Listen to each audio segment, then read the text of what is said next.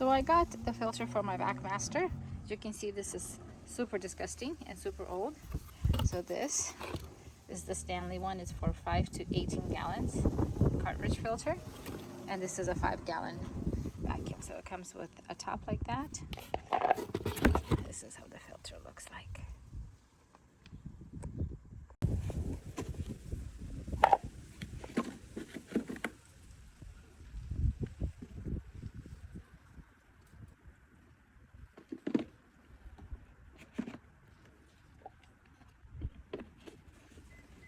We're gonna tighten it, and that's it.